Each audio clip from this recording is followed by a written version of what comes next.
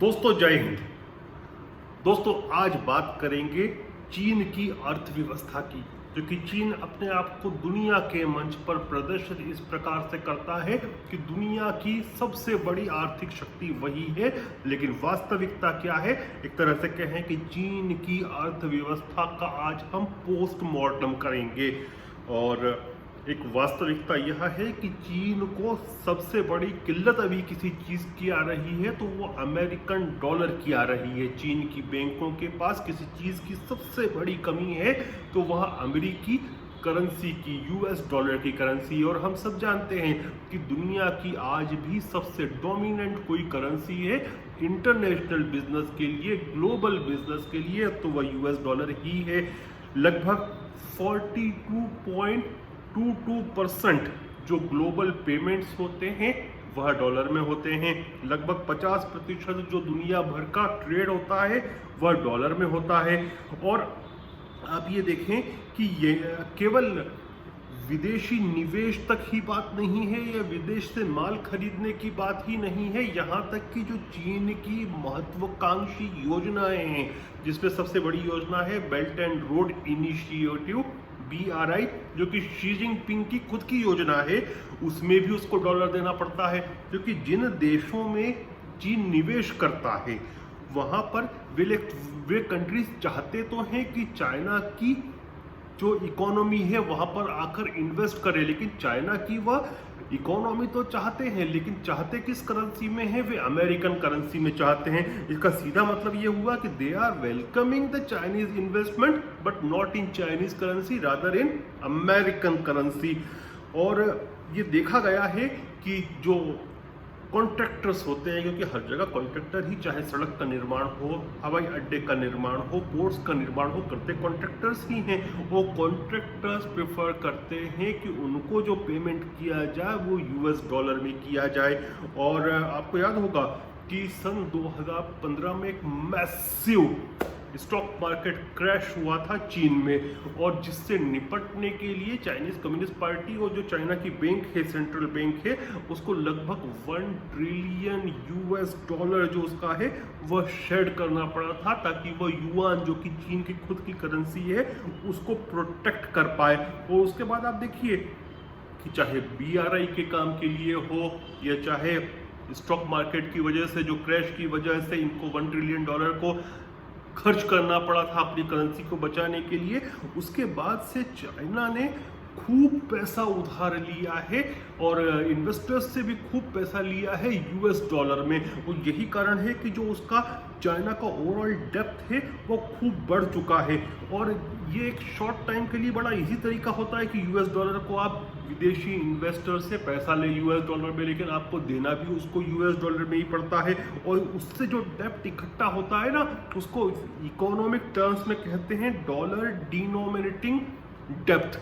तो ये जो DDD है, डॉलर डिनोमिनेटिंग डेप्थ, इसमें चीन डूबता जा रहा है। इसका ये डॉलर डिनोमिनेटिंग डेप्थ का, DDD का डेप्थ बढ़ता जा रहा है चीन के ऊपर।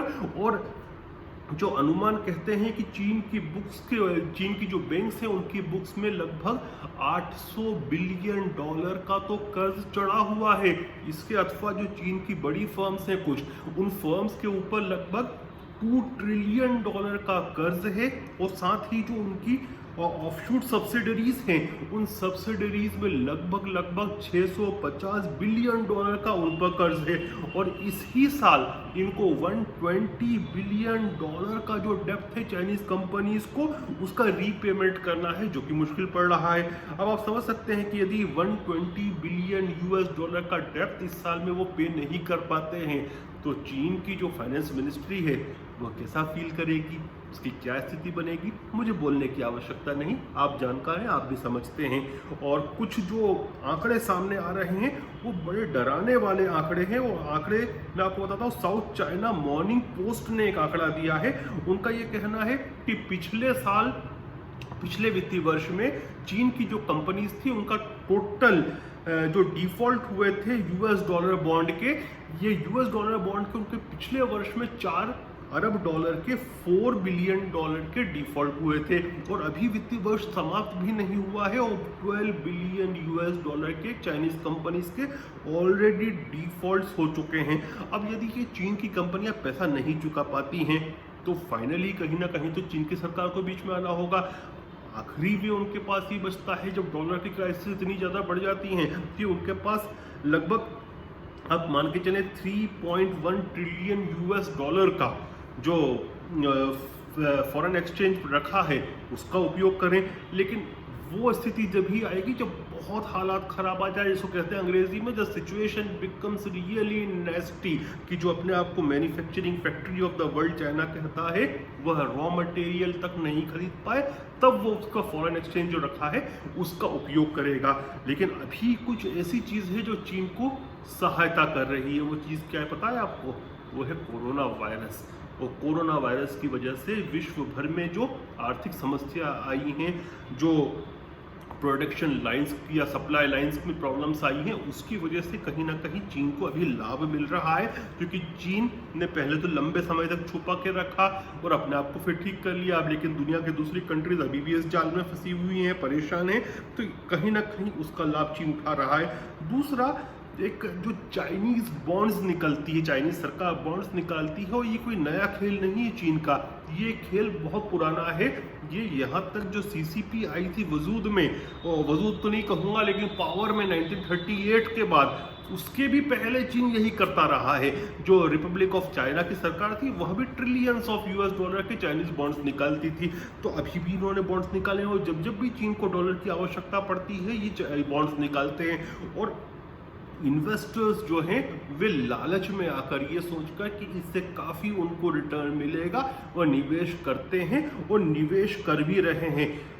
मॉर्गन स्टैनली ने एक आंकड़ा दिया है कि एनुअल इनफ्लो जो होना है वो चाइना में 2030 तक वह 80 से 120 बिलियन यूएस डॉलर प्रति वर्ष का होना है। ये किसकी कैसे होगा? ये जो चाइनीज बॉन्ड निकालती है चाइना की सरकार, उसकी वजह से ये इनफ्लो आता है। और जब मैं बात कर रहा हूँ बॉन्ड्स की, जब मैं बात कर रहा हूँ कोरोना वायरस की, तो मुझे कंफर्म है कि अभी तक आप ये भूल चुके होंगे, कुछ देर पहले ही मैंने आपसे बात की थी कि चाइना की जो कंपनीज हैं इस साल उनको 120 बिलियन यूएस डॉलर चुकाने हैं। और चाइना का जो डिफॉल्ट होता था कंपनीज का पिछले साल 12 टोटल साल में 4 अरब डॉलर का हुआ था, और इस साल अभी फाइनेंशियल ईयर खत्म होने से पहले ही ये 12 अरब डॉलर छू चुका है। आप भूल गए इस चीज़ को। इसी तरह इन्वेस्टर भी भूल जाते हैं बहुत सारी चीज़ें कि चाइना की स्थिति क्या है, और वो बॉन्ड में इन्वेस्ट करने लगते हैं। और साथ में जो हैंगओवर होता है बहुत अच्छे एडवर्टाइजमेंट का, देखिए चीन जो है अपनी आर्थिक दशा को बहुत अच्छी बताने के लिए बहुत इन्वेस्ट करता है। दुनिया के बड़े बड़े जो फाइनेंशियल अखबार है उसमें लेख लिखवाता है, एक जिसको कहते हैं ब्राइट पिक्चर प्रेजेंट करना वह करता है। और उसी लिए काफ़ी लोग, काफ़ी इन्वेस्टर चाइना में इन्वेस्ट करते हैं और कर भी रहे हैं। और जब आप भूल सकते हैं इतनी जल्दी कि चीन की जो कंपनीज की दशा क्या है, चीन की बैंक्स के ऊपर कितना लोन है, जो मैंने अभी बात की, तो डेफिनेटली इन्वेस्टर्स भी भूल जाते हैं। और यहाँ तक भूल जाते हैं कि पहले जो बॉन्ड निकाले थे चाइना ने उनका क्या हुआ। अब मुझे थोड़ा ये बता लेंगे आपको।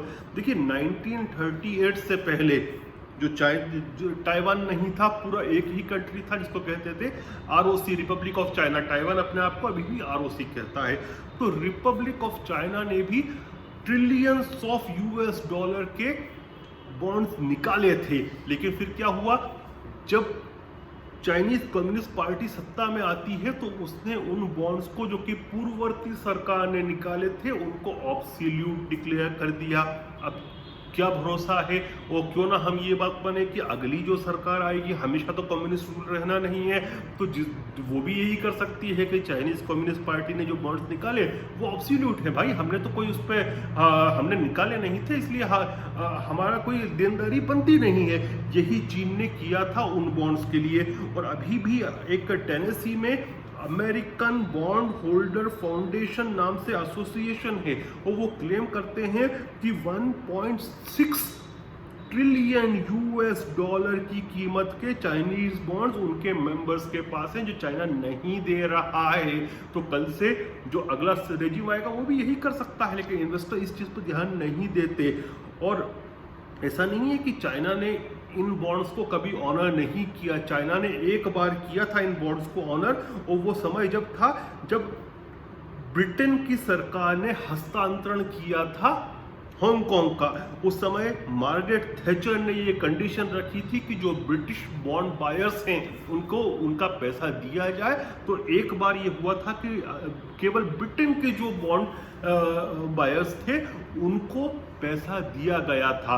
और अब जो यूएस के जो बॉन्ड बायर्स हैं, जो एसोसिएशन है, उन्होंने डोनाल्ड ट्रंप से भी मुलाकात की है, यूएस कॉमर्स सेक्रेटरी से भी की है, और दूसरों से भी उन्होंने ट्रेजरी सेक्रेटरी से भी मुलाकात की है। वो यही बात कर रहे हैं और उनका एक कहना सत्य है। उनकी तरफ से जो स्टेटमेंट आया है वो गलत नहीं है कि जब चाइना ये कहता है कि पूरा के पूरा साउथ चाइना सी उसका है, वो कहता है कि पूरा के पूरा ताइवान उनका है, रिपब्लिक ऑफ चाइना जिसको कहते हैं ताइवान को, वो भी उनका है, तो फिर जो रिपब्लिक ऑफ चाइना जो कम्युनिस्ट पार्टी के सत्ता में आने के पहले जो उन्होंने बॉन्ड्स निकाले थे उसकी जवाबदारी भी तो उन्हीं की बनती है।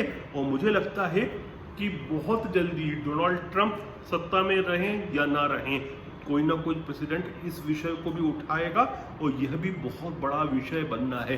तो थिंग्स आर नॉट ओवर। और जो इन्वेस्टर्स हैं उनको सोचना चाहिए कि यह है चीन की आर्थिक दशा की असलियत। तो जो लोग भी इन्वेस्ट करते हैं उनको सोचना चाहिए, और हमारा कर्तव्य बनता है एक अच्छे इंसान होने के नाते, एक अच्छे भारतवासी होने के नाते, कि इन चीज़ों को लोगों तक पहुंचाएं ताकि चीन जो है वह एक्सपोज हो। देखिए, चीन जैसे देशों को एक्सपोज करना ज़रूरी है। जब इनको एक्सपोज करेंगे तो ही इनकी शक्ति कम पड़ेगी। जय हिंद, जय भारत।